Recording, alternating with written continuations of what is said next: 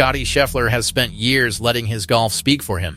But behind closed doors, the superstar on the PGA Tour now sits at the center of a fight that threatens Brian Rolapp's order. The issue is money. More precisely, it is a reported plan to limit what elite players receive from the Tour's richest signature events. Scheffler reportedly rejected that direction, and the response around him has exposed something bigger than one player's paycheck. Stars are said to share his concern. Executives want control, players want proof, sponsors want calm. Nobody appears ready to blink. Yet one fact changes how this story must be told. The PGA Tour has not publicly confirmed a signature event salary cap, released the memo, or announced a formal rebellion led by Scheffler. That silence does not kill the controversy. It makes the unanswered questions louder. This is the full story of Rolap's push to reshape elite golf, Scheffler's reported resistance, the players quietly watching from the shadows, and the battle over who truly owns the Tour's future. Is Scheffler protecting the players or blocking a reform golf needs? Subscribe, share your answer below, and stay with us, because the hidden detail changes everything. Brian Rolapp did not enter golf as a ceremonial name with a polished badge. The PGA Tour hired him after more than 2 decades at the NFL, where media rights, sponsor value, and commercial growth formed his daily language. In June 2025, the Tour named him Chief Executive Officer. 1 year later, its boards approved him as the next commissioner, effective January 2027. That gave him more than influence. It gave him a clear runway. His public message sounded simple: focus on fans, work with players, strengthen the competition, build lasting value. Those are pleasant words, and every new leader carries a suitcase full of them. The hard part begins when lasting value requires someone to accept less, play differently, or surrender control. Rolap's first major competitive overhaul already showed his ambition. Beginning in 2028, the Tour plans to divide its structure into a top championship series and a challenger series. The best players would meet more often in the richest events. Other members would fight for promotion. Supporters see a cleaner product. Critics see a velvet rope placed across professional golf. That tension matters because signature events already sit at the center of the modern Tour. In 2026, the official model featured 8 limited field tournaments with $20 million purses and 700 FedEx Cup points for each winner. The top performers received protected access. Hot players still had pathways through the Aon Next 10 and Aon Swing 5. On paper, merit remained alive. In practice, the stars occupied the finest rooms. Scheffler benefited more than almost anyone from that system. He won 4 signature events in 2024 alone and built one of the richest stretches golf has ever seen. By August 2026, his official career earnings were closing on Tiger Woods' tour record. Scheffler himself refused to treat that money as proof that he had passed Tiger. He credited the larger purses created by the era Woods helped build. That response revealed why a cap fight involving Scheffler would carry such weight. He does not usually sound greedy. He rarely performs outrage for cameras. When the calmest man in the room objects, people stop checking his volume and start checking the walls for smoke. But here is what most people are missing. This reported dispute is not really about whether Scottie Scheffler needs another dollar. It is about whether Tour leaders get to change the value of winning without first earning the players' trust. The phrase salary cap creates confusion immediately. PGA Tour golfers are not salaried employees in the normal sense. They compete for prize money, earn bonuses, sign private endorsement deals, and now hold access to equity programs tied to the Tour's business. A true league-style salary cap would not slide neatly into that system. Golfers pay their teams, cover expenses, and earn based on results. No start guarantees a trophy or even a profit. That is why the alleged proposal needs exact definition. Does cap mean a ceiling on tournament purses, a limit on winner payouts, a restriction on bonuses, a reduced equity award, or a broader budget rule affecting elite events? Without the document, those possibilities are not interchangeable. One protects sustainability. Another cuts competitive rewards. A third changes ownership value. Calling all of them a salary cap is like calling every bad shot a slice. It sounds tidy and explains almost nothing. No official PGA Tour release reviewed for this story confirms that Rolap proposed such a cap. No public statement from Scheffler confirms that he rejected one. No named group of players has announced a rebellion. Those facts set the boundary. The conflict remains a reported power struggle, not a settled public record. For the tour, that distinction separates responsible reform from another needless leadership disaster. Still, the rumor landed on ground prepared for fire. The tour has spent years asking players to accept dramatic change. Signature events arrived. Access rules shifted. Bonus programs changed. Equity entered the conversation. Live Golf offered guaranteed wealth across the road. Then Rolap brought an NFL background into a sport built around independent contractors. To players, every financial phrase now arrives carrying history behind it. Imagine the concern inside the room. The tour tells its biggest names that elite events need star power. Sponsors pay for those names. Broadcasters promote those names. Tickets move because those names appear on the tee sheet. Then leadership reportedly explores a limit around the money attached to those same events. The players would ask one blunt question. If our presence creates the premium, why should our reward be the first number controlled? Scheffler holds unusual power in that debate. His value is not based on social media noise. It comes from relentless results. Sponsors trust him. Fans recognize him. Other players respect his work. He stayed loyal while Live Golf Tour at the tour's foundation. A rejection from him would not resemble a random complaint from the locker room. It would sound like the model student returning the exam and saying the question itself is wrong. The alleged rebellion becomes believable as a political reaction, even though its membership remains unconfirmed. Top players share incentives. A cap affecting one star eventually reaches the others. Younger winners would see a ceiling placed above their best years. Veterans would wonder whether earlier promises still held. Player directors would face pressure to demand details. Nobody needs matching shirts or a dramatic hallway march. Sometimes rebellion is simply several important people refusing to sign. That quiet form of resistance presents Rolap with a difficult test. He was hired to grow the business, not merely protect old habits.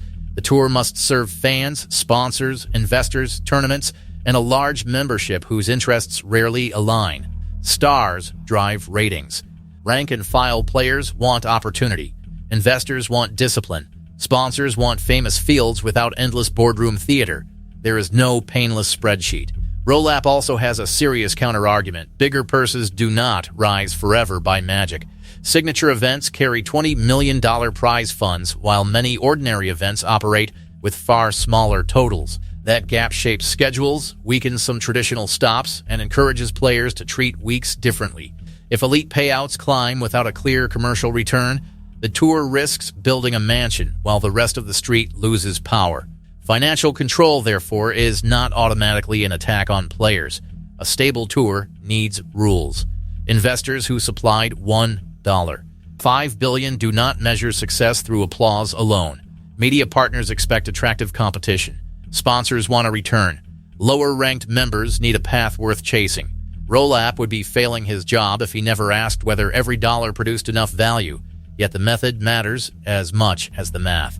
A restriction imposed from the top would collide with the tour's message that players are partners and owners. The equity program promised more than cash. It promised alignment. Once players hold a stake, leadership cannot speak to them like hired entertainment and expect cheerful silence. Ownership without influence is merely a fancy word printed on a brochure. This is where Scheffler's reported rejection becomes dangerous for Rolap. Scheffler does not need to win a shouting match. He only needs other stars to pause. One refusal creates a question. Several refusals create a block. Sponsors then start calling. Player directors request meetings. Every clean corporate sentence suddenly needs 3 footnotes and a lawyer. The tour's governance structure makes that pressure real. Player voices sit within the boards and committees shaping competition. Tiger Woods and Adam Scott even served on the search committee that recommended Rolap. He did not arrive as an outsider forced upon a powerless locker room. Players helped open the door. A serious revolt now would suggest either that trust faded quickly or that the alleged plan was misunderstood before it reached them. Both possibilities hurt. Lost trust makes reform harder. Poor communication makes leadership look careless. In a sport still repairing damage from secret agreements and sudden announcements, another surprise would revive old anger instantly. Golf has already learned that historic framework often means everyone should wait 3 months for the useful details. There is another complication. Scheffler's own career weakens the easiest attack against him. Critics would say a golfer nearing the top of the career money list should not complain about limits, but his public comments about Tiger showed perspective. He openly linked modern earnings to larger purses and Woods' influence. He did not confuse bank totals with greatness. That makes the cartoon image of a spoiled millionaire harder to sell. His strongest argument would concern value, not need. Elite players create a scarce product. Signature events exist because fans want the best together. If leadership limits the reward while demanding stronger attendance, the arrangement starts looking one-sided. The tour cannot advertise scarcity on Thursday and pretend every player is replaceable on Monday. Rolap's strongest response would concern the whole membership. The PGA Tour is not 12 famous golfers and a camera crew. Hundreds of careers depend on its ecosystem. Development paths matter. Regular events matter. Competitive access matters. A system designed entirely around the richest names eventually stops behaving like a tour and starts behaving like a private exhibition. That is the genuine conflict. Scheffler's side would protect earned value and player influence. Rolap's side would protect long-term structure and commercial balance. Neither concern is foolish, but secrecy poisons both.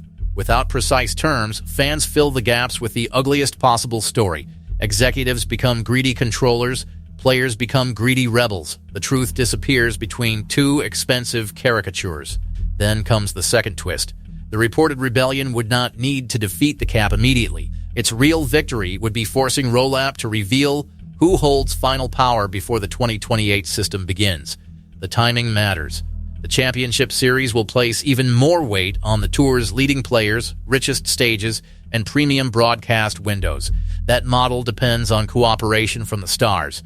If those stars believe financial terms will tighten after the structure is approved, resistance now becomes insurance for later. Live Golf also remains in the background. The rival league changed player expectations by offering guaranteed contracts and enormous signing packages. The PGA Tour answered partly through bigger purses, bonuses, and equity. Any reported cap would therefore carry competitive risk. Limiting rewards while asking stars to reject outside money sounds brave in a boardroom. It sounds less convincing when an agent places two offers beside each other. That does not mean Scheffler is threatening to leave. There is no verified evidence of that. Turning resistance into a live ultimatum would manufacture a second story to support the first. The real leverage is simpler. Rolap needs Scheffler as the face of his future product. Scheffler needs a strong tour with meaningful competition. Their interests remain connected, which makes the disagreement more tense, not less. What happens next depends on facts entering daylight. If a written proposal exists, the tour needs to define it. Players need to explain which part they oppose. Any financial ceiling needs a purpose, a formula, and a review process. Fans deserve to know whether the change protects tournaments or merely improves a balance sheet. Sponsors deserve clarity before their events become pieces in a power game. Scheffler also faces a choice. Quiet influence has served him well, but silence leaves others free to speak for him. A direct statement would either confirm the confrontation or shut down an inflated rumor. His words would carry more force than 10 anonymous briefings. Calm does not require vagueness. Rolap faces the larger leadership test.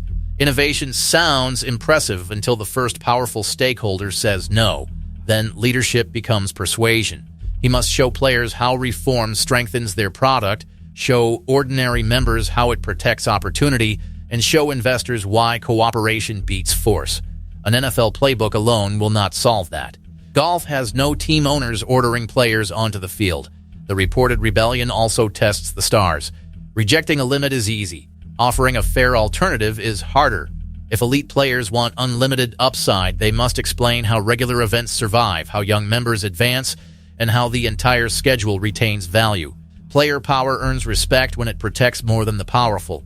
For now, the loudest part of this controversy is the missing evidence. There is no public memo.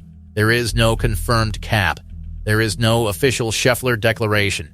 That absence must remain part of every honest account. Yet the questions underneath the rumor are real, and they are not disappearing. Who controls the premium product? Who decides what star performance is worth? How much authority belongs to executives, and how much belongs to player owners? The 2028 overhaul will force answers, even if this alleged dispute fades tomorrow. Scheffler's reputation gives him leverage. Rolap's office gives him authority. Sponsors provide money. Fans provide attention. The tour needs all four, but their interests do not line up neatly. One hidden proposal? One misunderstood phrase or one badly managed meeting would split that balance quickly. That is why this story reaches beyond a paycheck. It is a referendum on the new PGA Tour before the new PGA Tour even arrives. Rolap wants a cleaner, stronger, easier-to-follow competition. Scheffler represents the excellence that makes such a competition valuable. If the architect and the main attraction cannot agree on the price of the stage, the blueprint has a serious problem. Every major thread now leads to the same unresolved question. Was this reported salary cap fight merely nervous chatter, or the first open crack in Rolap's new era? Drop player in the comments if Scheffler is right to demand answers, or tour if Rolap deserves room to control costs. If you want golf's biggest power struggles covered without pretending rumors are facts, subscribe now. The next decision will show whether this was a meeting room disagreement or the beginning of a genuine rebellion.